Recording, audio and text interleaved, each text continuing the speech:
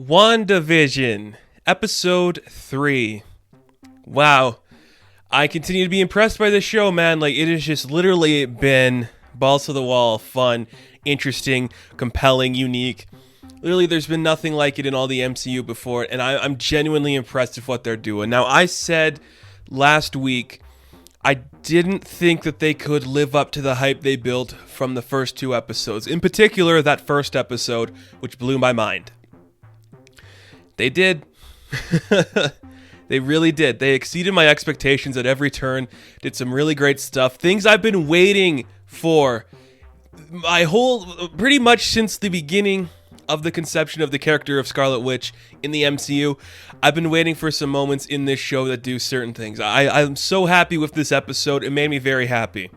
This is the 70s, baby. If you can't tell by the way Paul Bettany's hair looks or like the hippie style that Wanda's got going on, it's the 70s. It's your Brady Bunch era of comedy. It's really fun and flashy.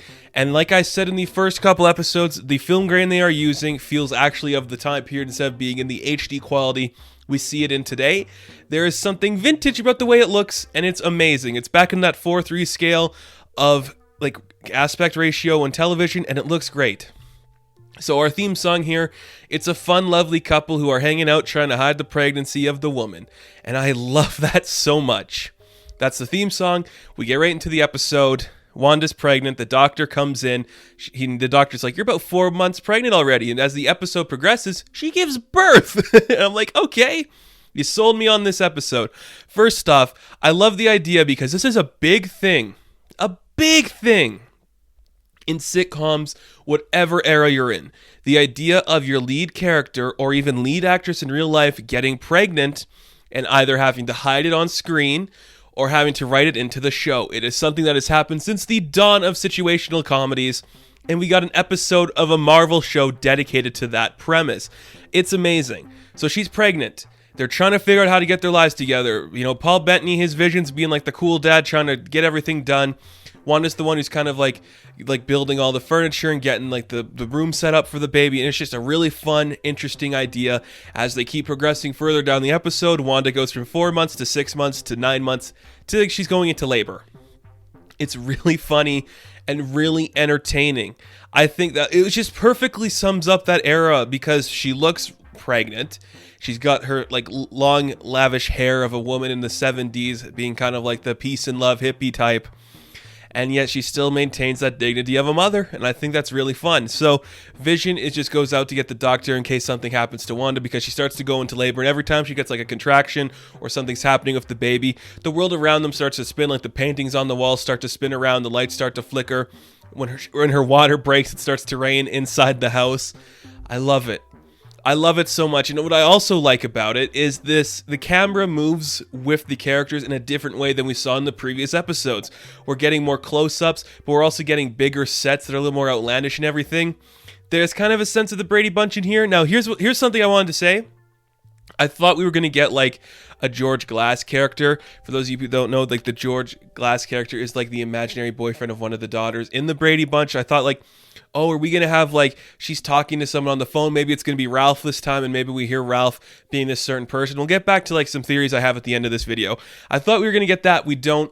I still really like what we got. So the character of, well, what's her name? The Monica Rambeau character who goes under a different alias in this show because she doesn't really remember who she is. She comes into the house and she's like, hey, Wanda, what's up? Let me tell you about my day at work. And the entire time that's happening, Wanda's in labor. She's going into labor. But she's also trying to hide the fact that she's pregnant. And I love it so much because it's such a sitcom thing to do, to hide a woman's pregnant belly when it is so clearly obvious that she has, when she's holding like a fruit bowl in front of it, holding a bucket in front of it. I love it so much because that is a sitcom. Everything's done that. Every sitcom you've watched, if the lead actress during that time period was pregnant and it wasn't written on the show, she has hidden her belly in some form of the word. It's happened in every show. It's amazing to me. That's what we got here. I thought it was it was just that extra layer of funny that I really enjoyed and I liked. So as is happening, Wanda does give birth in this episode. She really does. We got it. Throughout the episode, we hear Vision and Wanda talking about baby names. And what are the baby names? Billy and Tommy. It's Billy and Tommy. She gives birth to twins. Billy and Tommy. They're coming, guys. They're coming. We're setting it up. We all kind of thought it was going to happen. America Chavez and Doctor Strange too. You know, here comes Haley Steinfeld as Kate Bishop. We recast Cassie Lang. Billy and Tommy are here. We are setting up the Young Avengers. We are doing that. That is where we're headed. That is happening. It's a thing that's going to exist. She gives birth to them. It's pretty fun and cool. I like it a lot. You know, Vision's doing like the run to get the doctor. He puts him on his back and runs down back to the house and is like full on speed. They give birth to the twins, and we get a great moment where Monica and Wanda are talking. And, you know, Wanda's just trying to remember, like, part of her life. And as she's doing that, this idea comes to play, like, oh, I was a twin. I had a brother, Pietro. Oh, I'm so happy we got this. You do not know how long I've been waiting for somebody in the MCU to reference Pietro after the events of Age of Ultron. Okay? Hawkeye names his kid after the guy. That happens in Age of Ultron. I've been waiting so long for someone outside that movie to bring back up Pietro Maximoff. So long. So long. Here we got it. We got our first reference. Monica starts to slip back into the real reality, and she's like, he was killed by Ultron.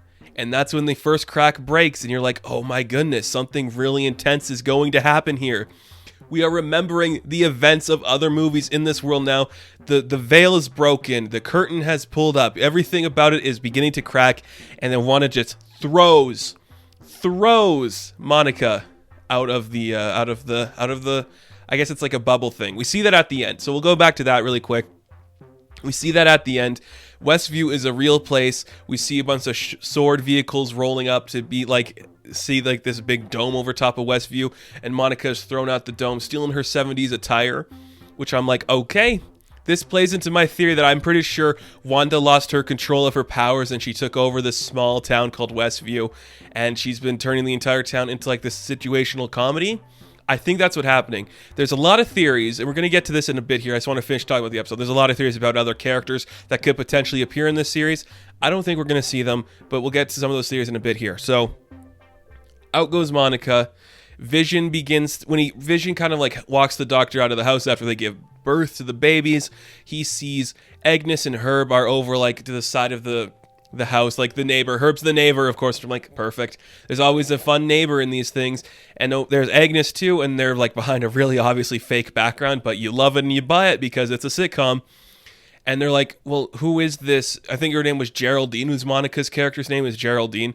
Who is she? She hasn't really come from anywhere or like has a house or does anything. She just kind of exists in this world and doesn't really have a connection to anything. So who is she and what is she doing here? And that's kind of like the clue to Vision, like, oh, something's potentially off. These people are acting suspicious and weird. And even the people in the neighborhood are like, okay, I don't know what's going on here, but you and Wanda sure make things weird sometimes. And I really like that. The veil is starting to drop. We don't know what's going to happen in the next episode. And it's pretty exciting. It's pretty exciting. So this episode was really cool.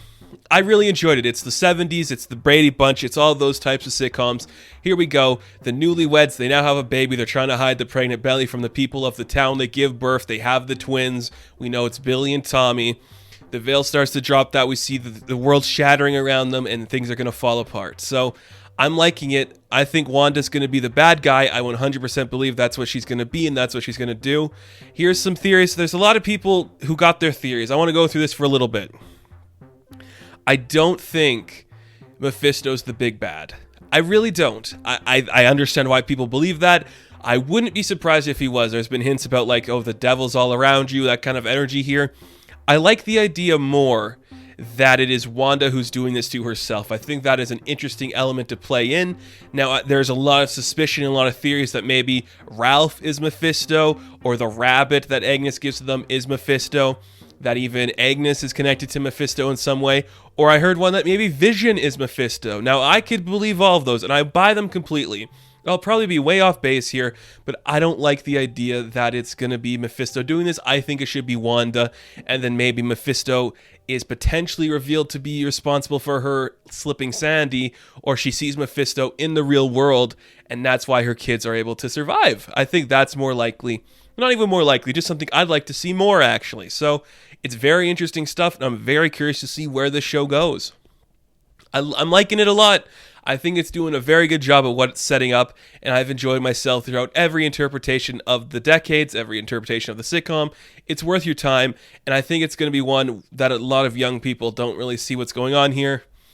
You got to know the sitcoms to really get what it's doing, but if you just want like a simple MCU piece, this is probably going to be one you enjoy more than the past two. Do I like this more than the past two?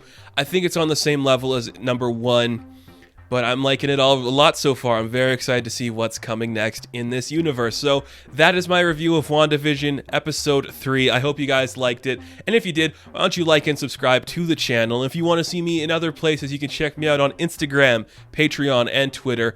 And of course, you can just follow, like I said, that's implied pretty much. But thank you guys so much for watching this review. And now have fun, stay safe, good luck.